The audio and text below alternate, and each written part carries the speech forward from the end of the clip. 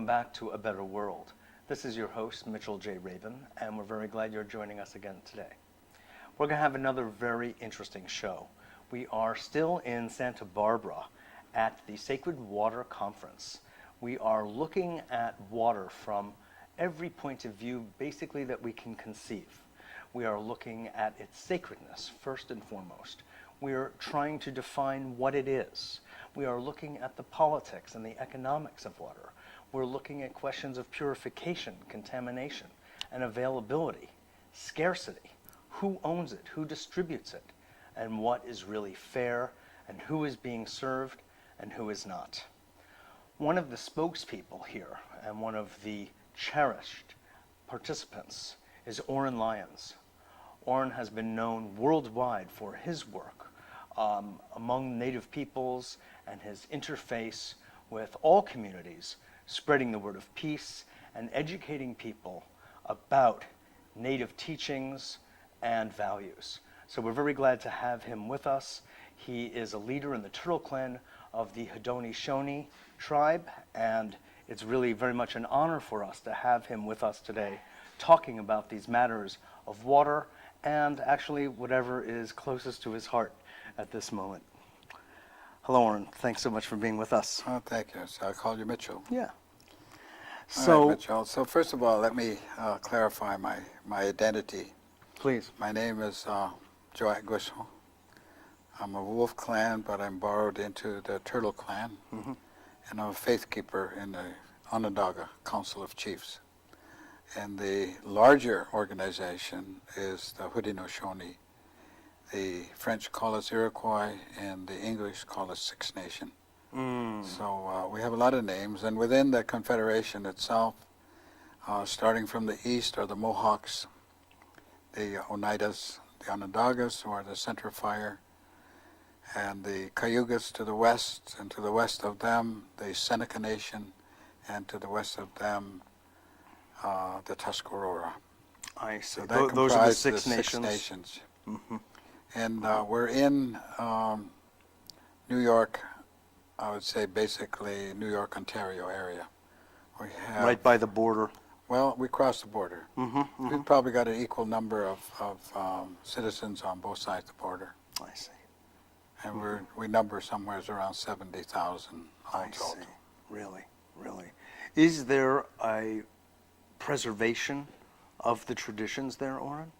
Well, I would say that the Six Nation, or the Haudenosaunee, were the last traditional chiefs still in charge of land, which means that all of our traditions are from the beginning.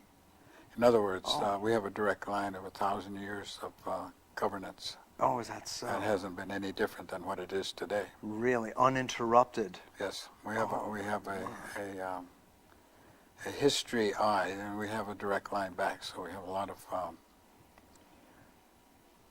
well, I would say just a great reservoir of experience. Right, right. Beautiful way of putting it. Yeah. Now, is there any other nation in the United States now residing that can claim that kind of unbroken lineage? I don't think so. Not that I know of. Of course, we don't know everything, and Sure. and there's always some place somewhere that's different. But as far as I know, both in Canada and the United States, all of the governments have some sort of an elective system that's been imposed on them by either the U.S. federal government or the Canadian government. But there are many traditional chiefs. They're just not in charge of land. Right. And where we are, we don't have any interference from the Bureau of Indian Affairs or anybody else. Is that because of geographical location? Oh, that's because we were strong enough to maintain our separateness. I see. So you really do operate autonomously? Yeah, we travel on our own passports. We issue and travel on our own passports. Is that so? Yeah. Wonderful. Not all countries accept it, but it doesn't make a difference to us. Right, right, right. It works for you, basically. Yeah. That is fabulous.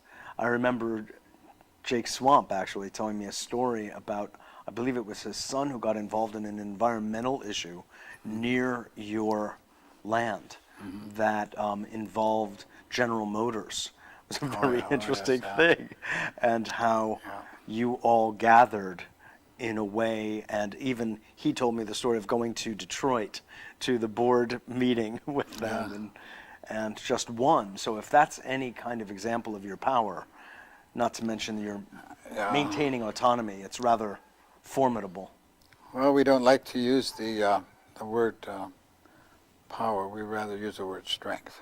Yes, Too many different connotations to the word power. Yeah, right. Understood, understood. So here it is continuing. So you have culture, you have language, you have values that have been continuing for this. Yeah, and all in a process of erosion. I mean, you know, it's tough to hold on to all of these things. Of course it is. You know, being in the center of a capitalist nation, different values. We just have different values. I mean, that's right. Different way of looking at things. Although in the beginning we were very supportive of their new government. We spent a lot of time with them and a lot of instructions and a lot of interactions. And during the beginning of the Revolutionary War, we've had many meetings with them. And we were down to their capital of Philadelphia many times, most of the time. As a matter of fact, if you've ever been to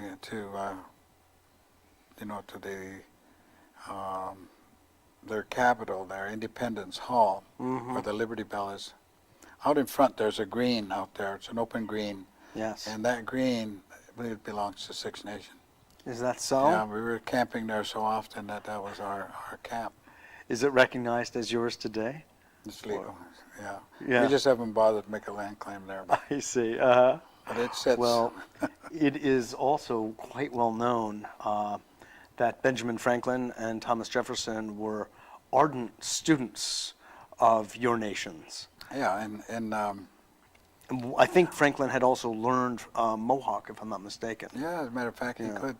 And also Jefferson was a student of the language, Indian languages and so forth. And in 1987, through the good offices of Senator Inouye, who was the head, and who has been the head of the From Hawaii? Senate Select Committee on Indian Affairs, Senator from Hawaii. He's been championing our causes a lot, and he was instrumental in the passage of what we call S76.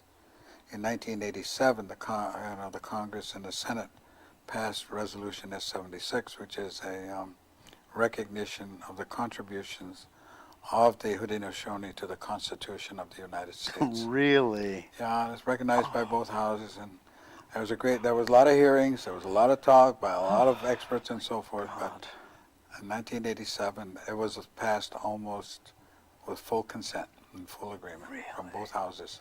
Thank God. That's amazing. I mean, they agreed with it. Right. You know? They recognized and acknowledged. Very few people know that, and Right. know the basis of democracy. Yeah. And democracy really, the Western democracy that we know come from here, basically, fundamentally, When the Nina and the Pinta and the Santa Maria, landed down in the islands, they didn't bring any democracy with them. They were Monarchs. Monarchs and so forth. Right. And Exactly. also, when the Pilgrims landed in Plymouth, Yes. they didn't bring democracy either. They were fleeing from a repressive king. Exactly. So, Exactly. and So when who was going when to they teach had them? And when they had a revolution, they said that they were, because the French asked Franklin, he said at the peace conference in Paris, the French said, well then, who are you? You've separated from your fatherland, and there you are over there. And Homeless. well, who are you? And he said, I'm an American savage. That was his Really? response. And in those days, Wow. American meant Indians. If you said you were Yes. American, you're talking about Indian people. Right.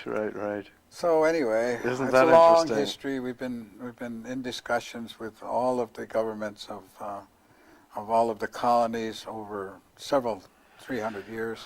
Right.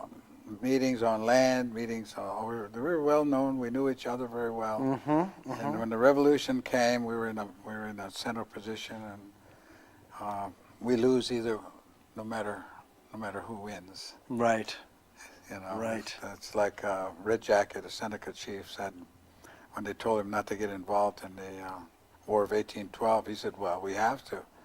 He said, "If the English win, they're going to take Grand Island." He says, "And if you win, you're going to take Grand Island." He said, "So we have to fight for our own interests." Interesting. So it's always the issue of land. Yeah. Land is the issue. In effect, back prior to the Europeans coming to this land, there were both peaceful areas and warring areas and factions among the different nations. There were great confederations. There were confederacies all over North America.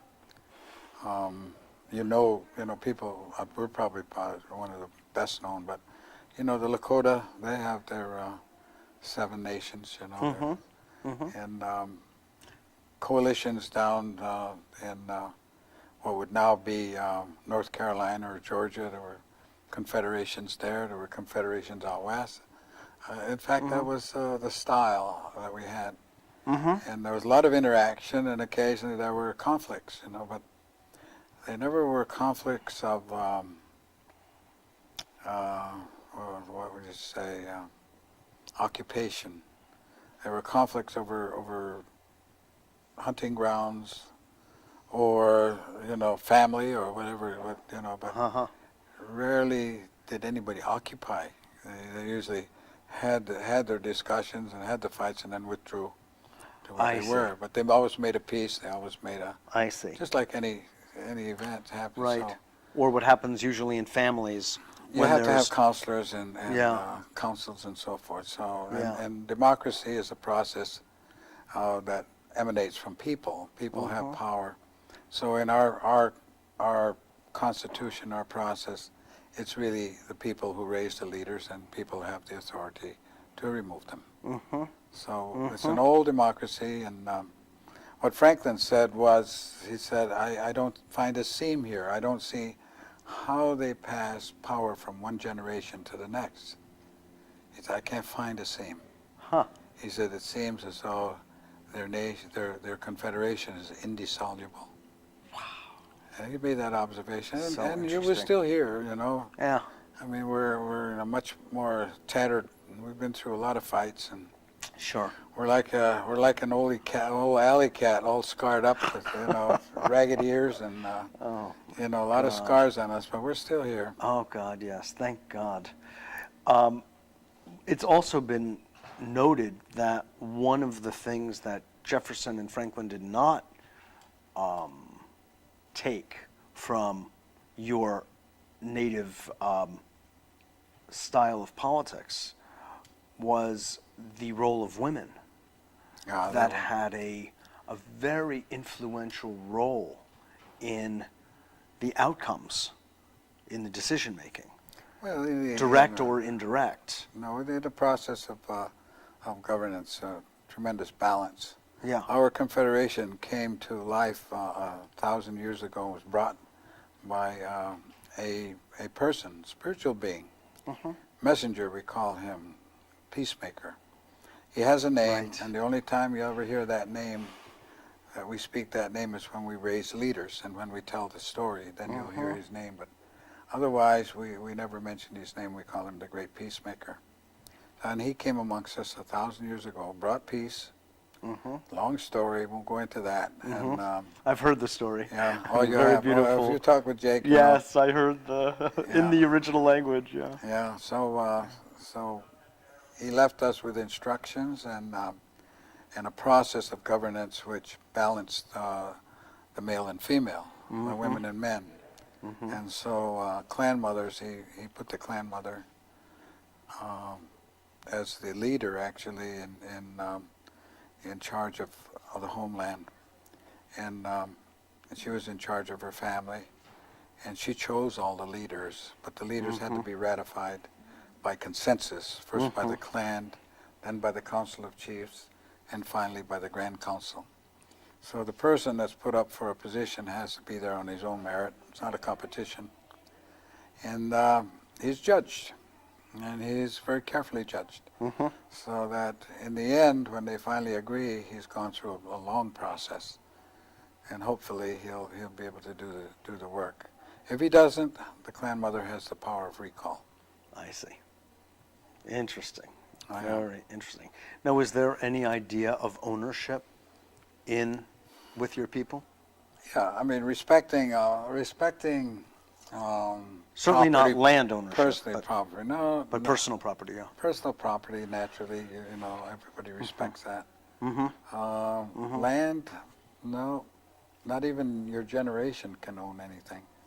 In our perspective, the land belongs to the children and the future.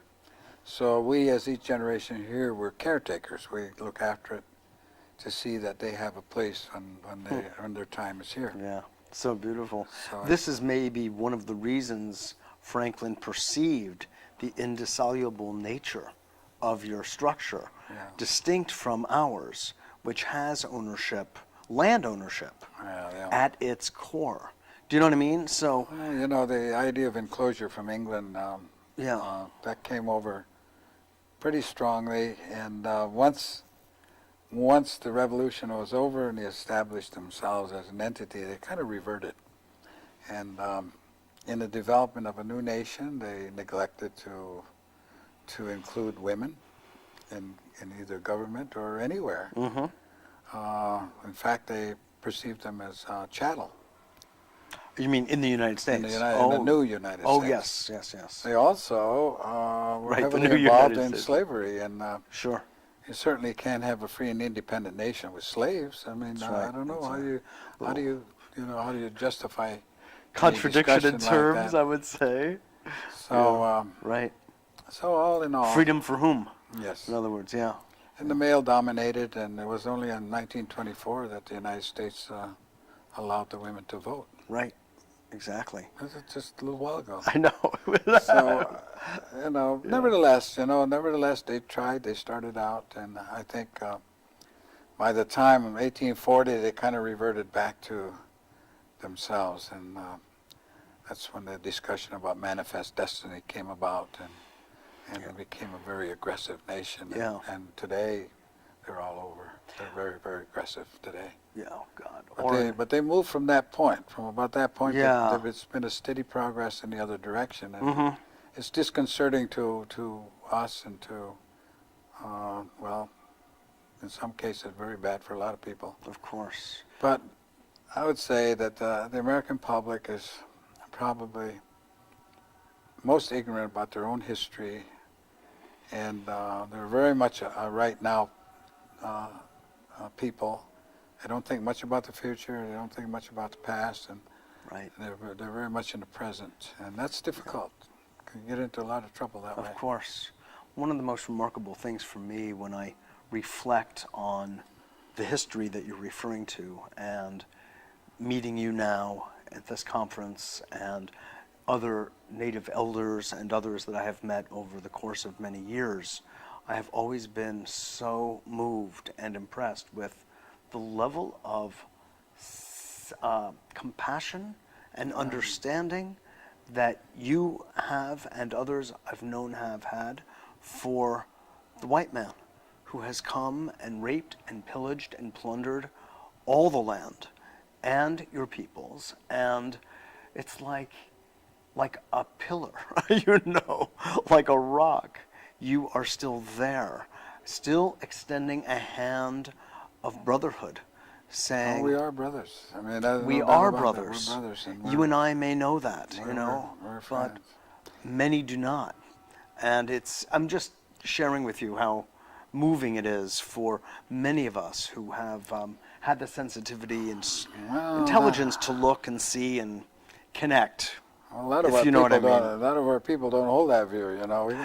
We got Right. some pretty fierce people ourselves, who are Sure. still angry, Yeah. who will fight. But our job is to keep the peace. That's what they call us. Yes. The peacemakers, and our job is to keep the peace and look out for the welfare of the people and think 7 generations ahead. Right. And be compassionate. I think that's the number one prerequisite for a good leader, is to have compassion. Yes. And the other one is, is to be honest and to be fair. You got to be fair-minded. Right. And you have to be a realist. You have to be a realist in order to survive.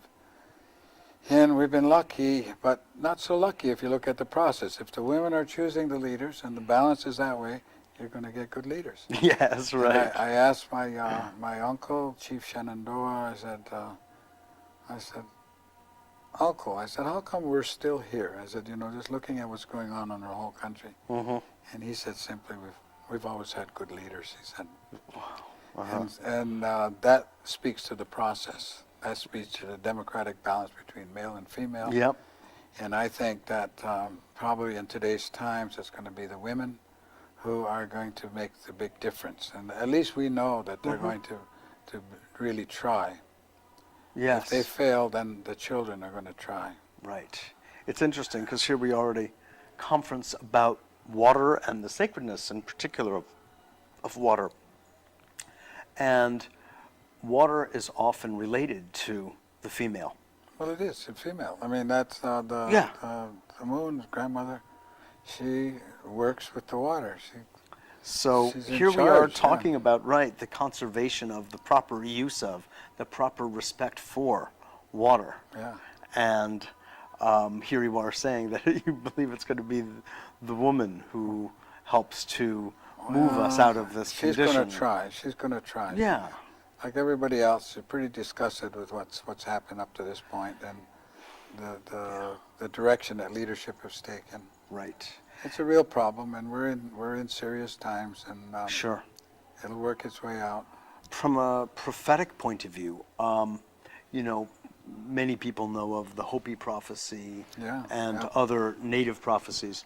Is there one in your nation as well that has spoken about these times?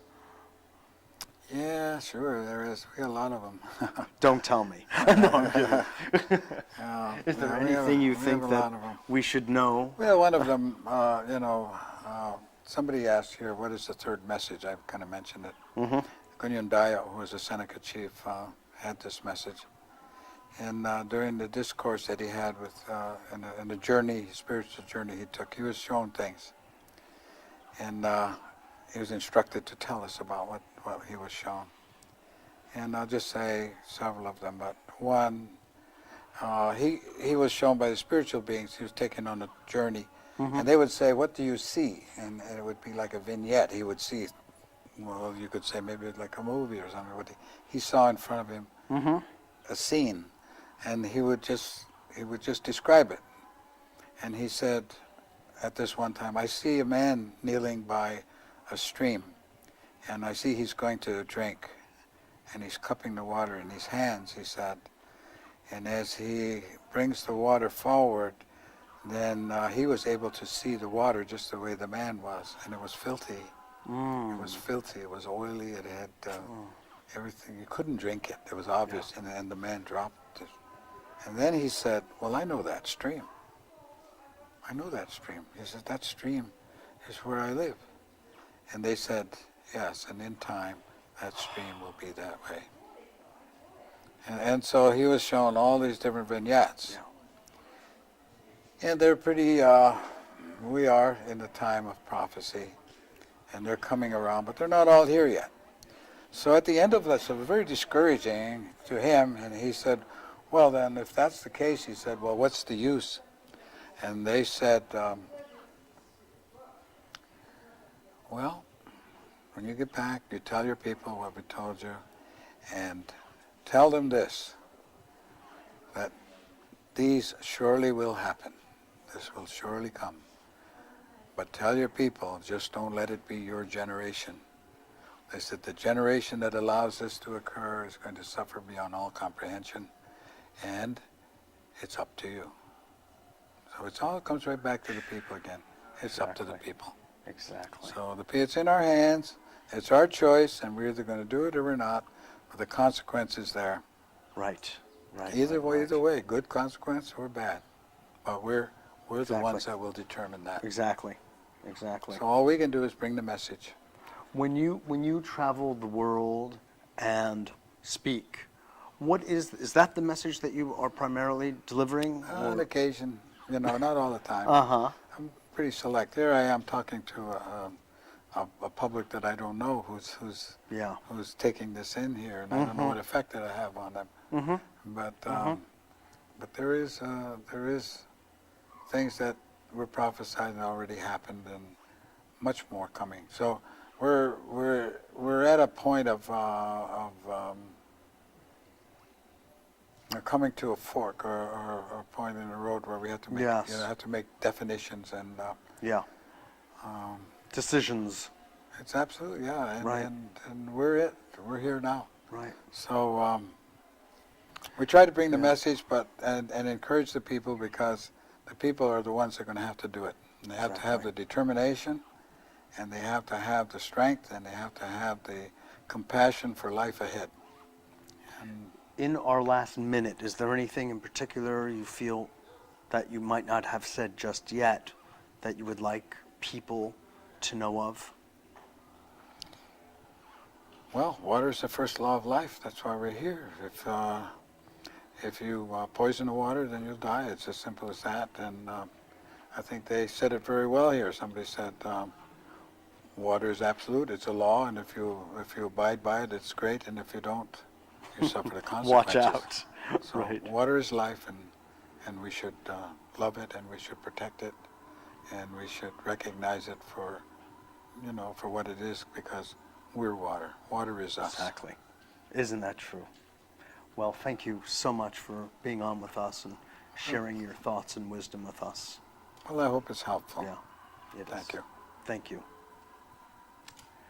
This is Mitchell J. Rabin for A Better World. Thanks so much for joining us, and I look forward to seeing you all next week.